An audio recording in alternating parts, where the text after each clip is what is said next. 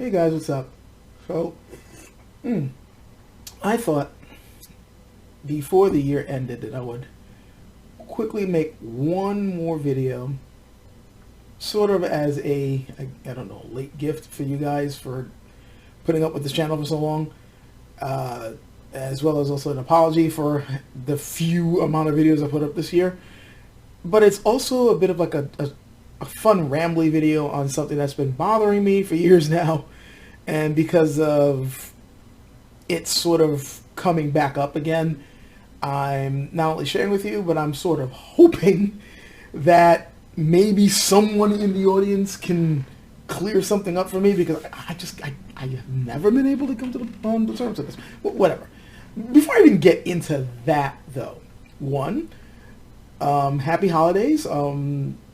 Depending on what holiday you happen to be celebrating at this particular time of year, whether it's Christmas or Hanukkah or Kwanzaa or Festivus, whatever it is, happy holidays. At the time of this recording, Christmas is already passed, but you know, New Year's is coming up real soon. Actually, New Year's Eve is tomorrow. So just wanted to wish all you guys happy holidays. Yes, the live stream the gaming live stream is going to be on most likely in around like the afternoon to evening Pacific time of New Year's Eve, but whatever. The other thing I want to pass on to you guys, and sort of what kind of prompted, whatever. Remember this sword, this one right here that I happen to have done a review on way back, the affordable cutting Jian from JKOO sword? Well, I was planning on featuring this sword in a video in the near future when I start talking about swords that I already own and how they've been holding up over the years. And real quick, this one's been holding up really well. I wanted to get in more of the specifics, and the only reason why I haven't done it sooner is because I want to have footage on, you know, showing how well it's still cutting and how well it works and all that other good stuff. But the reason why I'm bringing this up right now is because I happen to have just looked at the website recently, and they are having a 20 to 25% sale on all the swords on their site. And this is one of them. Now, I've already said, I've gone on record saying that this is one of the best swords you can get your hands on if you're interested in Chinese swords. For the price that they're offering, this is going for about 160 bucks nets you this particular sword. Is it perfect? No. But is it pretty good? Especially for the price? Yes.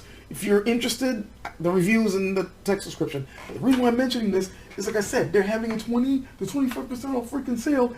So this sword, which I already think is a bargain at $160, is now going for $119.20.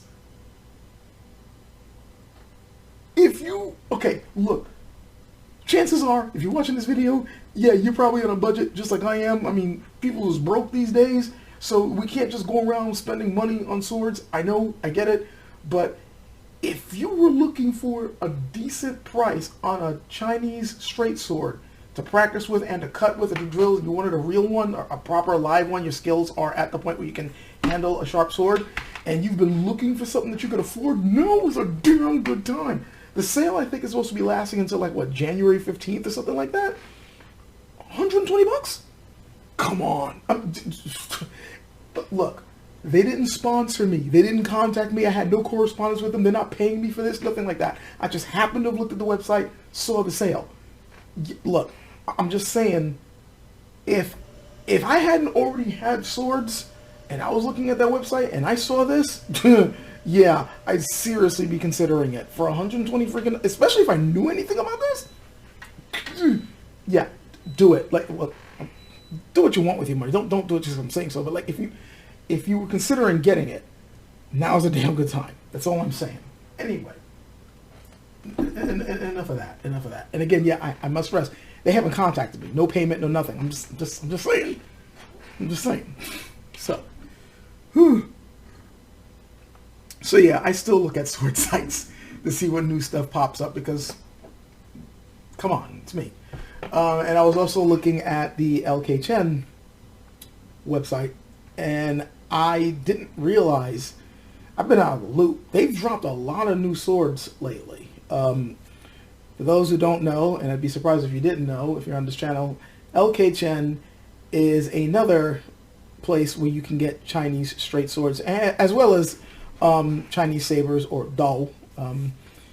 And their particular claim to fame is the fact that they make replicas of actual swords used in antiquity. Like, they basically find antique pieces and or museum pieces, get the dimensions, get, you know, what the fittings are like and all that type of stuff, and then they recreate it as close as they can and pretty much sell it at a decent price. So they've lately been putting up some new particular pieces that I found rather interesting. They're putting up another Lungchuan Jian, where the handguard is no longer pointed toward the hand, but it's pointed toward the blade. I'm going to get into that in a moment. They got a couple of new Dao on there, which look really, really nice. And they happen to have one that instantly caught my eye because it's the sort of thing. They're Immortal Wudang Jian. The Immortal Wudang Jian, which was designed by a fairly famous swordsman in Chinese martial arts history, as well as just Chinese history in particular. I'm probably going to butcher his name, but the man goes by the name of General Li Ling Lin. And he's also known as the Sword Saint, or the Immortal Sword Saint. Now, I've heard of this guy for a really long time, because he's the one who, in the early 1900s, had popularized Wudang Jian in Chinese martial arts. Like these days, Wudang Jian, when you think about it, you're thinking about, you know, Wudang Temple, you think of those really beautiful, very flowing forms. But back then, I mean, the style was known, but it wasn't really known the way that we kind of know it today. And the man who helped to popularize it, as well as martial arts in general, one of the figures of modern Chinese martial arts, at least the way it's been practiced, is this man, Li Ling Lin. In fact, he later on put out a famous book on, I think he put out two famous books actually, on the straight sword, particularly of the Wudang tradition. This guy's a really interesting person to follow in Chinese history, not just in martial arts, but just overall. He was a warlord during the Republican era and beyond. There are some good things about the dude. There's some not so nice things about the dude. But we're not going to get into all of that here. We're just simply going to be getting into his particular contributions to Chinese swords arts, particularly this particular sword. I'll put up an image so you can see what the sword looks like. And it's this sword that sparked me wanting to record this video. Now, I was originally going to do this as a take on Chinese sword designs in general. How, if you look at the Chinese straight sword, despite what a lot of people tend to believe, there really isn't a uniform design. If you look at contemporary Jian, then yeah, you can kind of say there's a sort of uniform look and design, and you know, more or less people believe that there's like a set length and a set weight and certain fittings that you come to expect. I did a video basically touching on this in the past, basically talking about the lengths and weights of Chinese straight swords and which one is supposedly correct. Again, if you're interested in that one, I'll have that in the text description as well. But long story short, it really depends on the person practicing and the instructor. Like, depending on what martial art you're practicing and or what sword tradition you're practicing, you will get a different recommendation on what your straight sword should be like in terms of the length and the weight. Even balance points can change somewhat depending on what form you're practicing and or who the instructor is or what lineage you're following. And interestingly enough, this also happens to go with sword designs. In fact, if you really want to deviate a little bit and talk about designs, remember this one? I did a review on this particular piece. This was a unique sword that came about during an earlier time in Chinese martial arts history. It's a cavalry sword, and you may be wondering, wait a minute, where's the hilt? It's in the scabbard. This design, I believe, was made so that, you know, considering that these were made to be used on horseback, you know, and you pull anything out, usually, I mean, people have found a way to get around it, but usually if you're going to be wearing a sword on your belt or on the saddle or whatever, the handguard sometimes might get in the way and bump into you. Well, if you got it in the scabbard, that's less of a problem, isn't it? So that's one design aspect that they came up with to try to mitigate that particular problem, supposedly. However, it does make the handle pretty small. So unless you have smaller hands that can handle that, this might get annoying trying to, grip and pull that thing out. At least I found that to be the case, but that's me and my particular problem with the size of my hands. So yeah, you will get some interesting designs depending on the need of the practitioner, which then brings us to this particular sword. Now, in the past, I had mentioned that the handguard, or at least the trend that you see with this particular handguard for this particular sword, where the handguard points toward the blade, it's not really seen for a good portion of Chinese martial arts history when it comes to straight swords. Usually the handguards are either kind of neutral in terms of like where it's pointing, or it usually points toward the hand.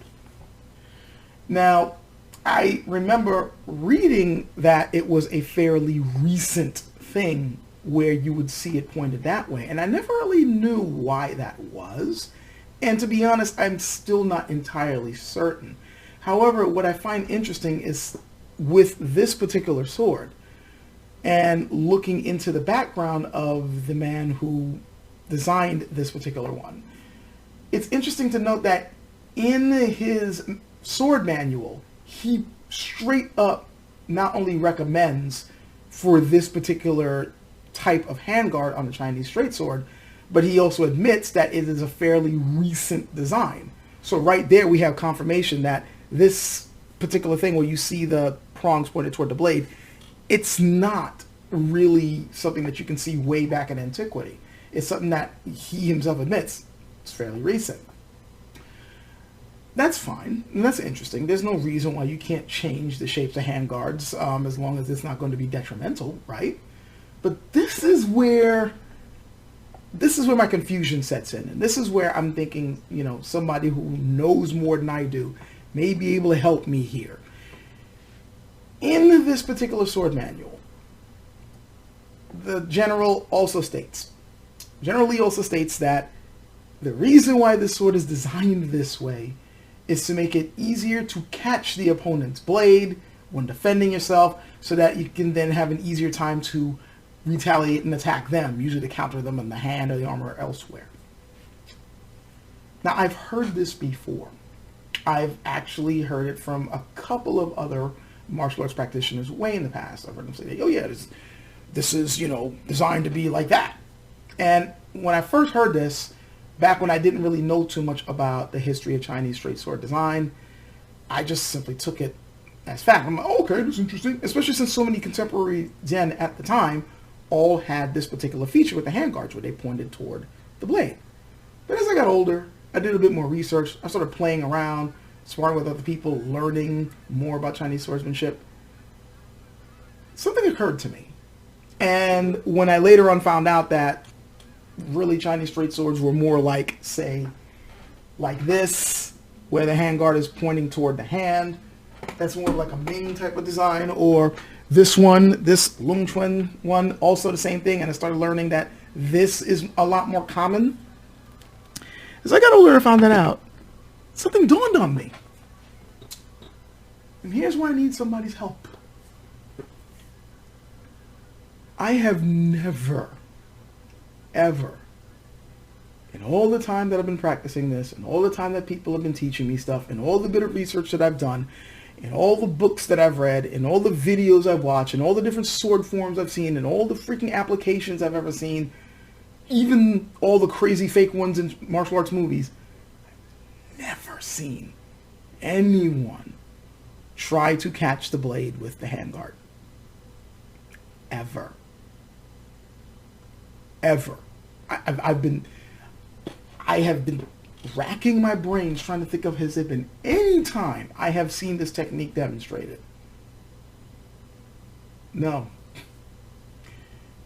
Even the man who said that this was the reason why it's designed this way, if you look at the very book that he says this in, you don't see this technique being demonstrated. You don't believe me?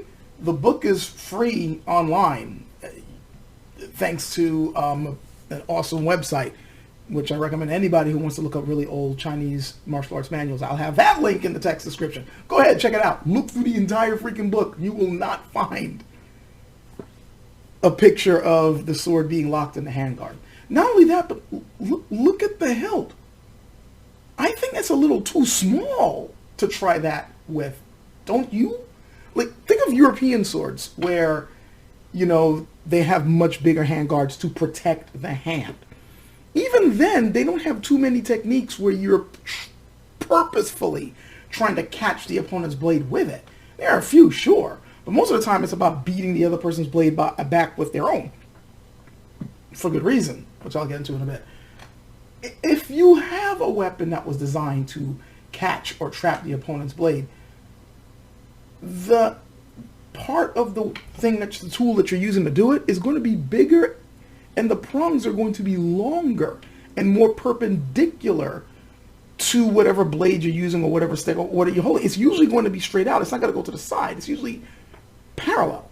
Like, think of a jit or think of a sai or other things like that, or some kind of like fork type weapon that usually is pointing toward the opponent, not like outward like that. Not saying that there aren't examples of them outward. I mean, there probably are, but usually I see it straight forward. The other thing I tend to see is that if you're using something that's supposed to trap the other person's weapon, it's usually in the offhand, not the main weapon. You usually trap it with the offhand, then move out the way, and then you come in with the main weapon to attack. Even in movies I've seen it done that way, and I know movies, right? But they do base it some on the real stuff. Movies where they can make up all sorts of ridiculous stuff, but they still go with something that we see in actual fighting history. Trap with the offhand, attack with the main one. Bare hand, we do similar things. I've not seen, okay, trap with the main weapon and then maneuver and then, like, just think about it in your head. For all the effort it will take you to trap with the handguard and then maneuver it aside and then go in, you can do the exact same thing with just the blade and then come in. And it'll be less effort. So why would... Again, I'm not an expert. I'm not a master of the sword. You know, I'm not claiming to be the greatest martial artist out there. I know I'm not. So, I mean, there's people out there who know way more than me and has got plenty more experience. If somebody out there with this level of experience, or someone else part of lineage, Chinese martial arts lineage, or something, can point to me at any art, any sword form that actually teaches this, I would be great. I would really appreciate it. I would be very grateful if somebody go, oh yeah, that's actually, that was a thing. There's this one old Wudang form, it's very, you know, rare, but it was done and they used to practice this and it's become, if you can, and it has to be some real proof. Don't just say it, like, because I've heard people say it, but I've never seen anyone demonstrate it, ever. And don't tell me, oh, the reason why they won't demonstrate it because it's a secret technique. Come on. We're in the year 2024. It's about to be 2025. That age of the secret, those days are over. Come on. Come on. Especially nowadays, you want to still keep a sword technique secret in the age of guns? Spare me the BS. And especially since the person claiming that this is the reason why this thing was designed this way, remember, his days of fame was in the early 1900s, during a time in China when they were trying to make martial arts more mainstream. That wasn't a time to keep secrets. They were actually putting out manuals. He was one of the dudes putting out manuals. In fact, his manuals are very famous. So, come on, somebody, please. Because otherwise I'm just going to say that this was made up. I have, it's not me putting, you know, I'm not putting any aspersions on his name. Again, the man he's contributed a great deal to Chinese martial arts, and if it wasn't for him, the Wudang Sword style wouldn't have gotten as popular as it did, at least from what I've seen. And I could already see the people at the International Wudang Academy looking at me sideways. Yes, I know he wasn't the greatest at Wudang Sword. Yes, I know the people who taught him, and one dude who even had beaten him. Yeah, I know. Just for the sake of this video, we're focusing on him because he's the one who came up with that statement. Okay, so I'm just saying. Not putting aspersions on anyone. I'm just particularly saying that the handguard thing, it's bothered me for years because I've never seen it used this way. So, anyway, enough of that. Hope this rambly sort of video entertained you guys somehow, or you got something out of it. And again, if anybody can enlighten me, I'll greatly appreciate it. Hope to see you guys in the new year. I was going to say I hope the new year is a lot better than this past one. I still hope it, but I'm not holding my breath. Let's say I hope we all survive the next year. And I hope that things go very well for you during that year. See you guys in the live stream. Catch you guys later.